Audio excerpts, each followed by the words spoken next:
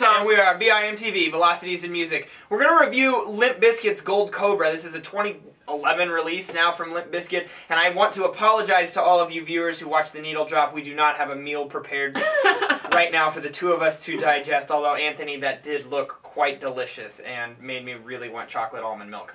Tom, take it away. All right, Limp Bizkit, if you haven't heard of them, congratulations. But they've been around I'm jealous. They've been around since the mid to late 90s. What happened was they got big because when Korn was touring down in Limp Bizkit's neck of the woods, Fred Durst gave Fieldy, the bassist of Korn, some tattoos, and they got to know each other. And he's a tattoo artist. Yeah, right? The next time they were down there, Fred Durst gave them a demo, and it got to the hands of their producers, record companies, and they went on tour and got a bunch of record deals thrown at them. And so it's Korn's fault. Yes, you can write Fieldy from Korn a hate letter if you want. But that's how they got big, in the rap rock scene, that kind of new metal thing at the turn of the millennium. That was big. They had their first album, $3 Bill Y'all, in 1997, and Significant Other in 1999. Now, I just want to give a little bit of my personal experience here with this band, because I think it's important for you to understand where I'm coming from with this. I did listen to these guys growing up, as I think a lot of people did in late elementary, junior high. I remember Significant Other was like my jam in 5th grade, and to tell you the truth, I actually still come back to that album sometime. It is a very admitted guilty pleasure of mine. At the same time, I'm sorry. Will you still be my friend? I hope so. Yeah, just because of that shirt. Alright. But honestly, I actually always thought that $3 Bill Y'all was crap. Even when I was in 5th grade listening to Significant Other, I still thought their first album was terrible. And then from there, things just kind of went even deeper downhill, if you can imagine that. And these guys seemed to kind of drop off the face of the planet. For me, the big tipping point was when they lost Wes Borland, which was, I thought, the one redeeming quality of their band. Yes. They lost him twice. They lost him, and then he came back, but not even long enough to record an album. And now he's back again for Gold Cobra. And I think that makes this a little better than what I've heard of their last couple releases. But, I mean, Wes Borland can only take them so far as a guitarist when you've got Fred Durst on, behind the mic. And Fred Durst is even, he's like 40 years old now. That's not old by any means. I mean, you got the guys in Rush rocking like their 60s, but that's a different story altogether. I mean, this is a different genre, a different kind of energy, and they're definitely trying to capture that energy that got them big back in the day, but I just don't know how well it's working for them anymore. Yeah, and Fred Durst honestly catches a lot of criticism, and the brunt of criticism for Limp Bizkit, because in all honesty, the instrumentation on this album, the guitars, Tom pointed out, are actually some decent guitar riffs on here, although I want to point out they're pretty unoriginal. All this stuff's been done before. However, it does kind of keep the songs interesting. I also think, and I wanted to mention this, I think that the production palette that they chose for the instruments is actually quite good. I think that the instruments are produced very crisp and clean and forward, which actually complements most of the instrumentals that are going on, with the exception of track 10, Auto-Tunage, which is just ridiculous to begin with. They meant it to be that way, so I'll lay off on that one and just give them the benefit of the doubt in the production. Can I go ahead and just do it?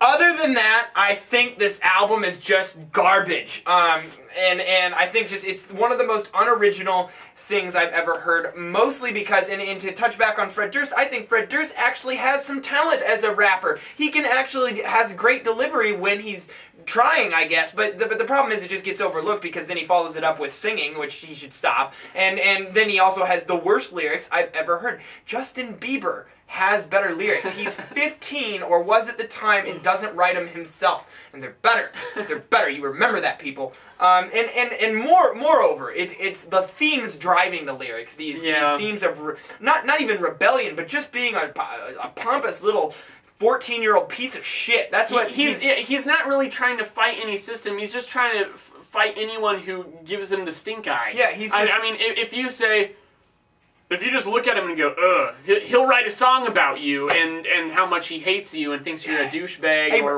whatever. Would only recommend this album to people who just thoroughly love wearing like cheap 80s black sunglasses, popping collars, drinking really light, like Coors Light beer, and playing Call of Duty 24/7. If that's you, check this album out. I really hope that's not you, because if you're watching this, I probably just offended you, and get over it, because you shouldn't watch this show. I just think that there's a lot more to music than this. I feel like, you know, song structuring, you know, this is A, B, bridge, verse, chorus, bridge, chorus, and you know how I feel about that. Lyrics, the message is just not very authentic. There's just a number of things about this that I think are working against it and just plummeted the score for me. I'm not coming back to this one. And I mean, even the issues with quantity, you've got, you know, cutting the intro track, you got 12 actual songs here, and 6 of them, I believe, are over 4 minutes. These songs, there's nowhere else for them to go, and even if there was, Limp Bizkit sure as hell doesn't take them there. There is no reason for them to be over 4 minutes. A few of those are even up around 5 minutes. Right, and plus some of them are just better than others. There are some really, really bad tracks on here. Some that just sound like filler, and some that stand out, and I think that you picked a couple. I'm not going to pick any because they all piss me off. But, but I see what you're going with. Well, and as much as, like, I am accustomed to this sound, which isn't necessarily a good thing. I mean, I'm sure heroin addicts, you know, are accustomed to that. To needles. Right. Yeah, you know. Exactly. Yeah, they're not scared of needles anymore, and that's not a healthy thing. So in the same way, I am used to Limp Bizkit. I am accustomed to it.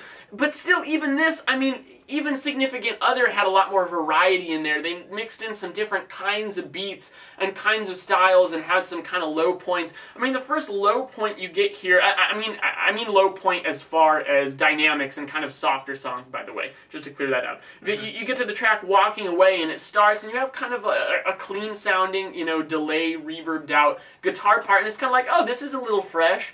And then by the end of the song, Fred Durst is screaming the chorus, and it just sounds forced, and it kills whatever hint of sincerity there was in the beginning of the song. And not to mention the fact that they've done this before on every album. At that point, this is such a formula that it's just disgusting. And it's like, oh, they just needed, you know, to buy another yacht. And the fact is, some of the things, and not that I don't know if they own yachts or not, but my point is that there is tracks in here, like in the track Shotgun, where Fred Durst is rapping about everybody dogs wear a shotgun and then everyone on his block has one.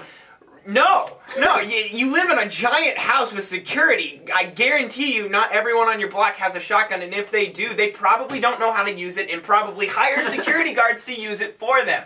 That's just my general observation, Fred. Shut up.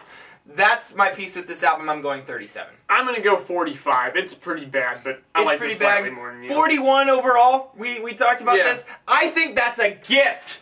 You all can take that score and run with it. 41 for Limp Bizkit. We're generous.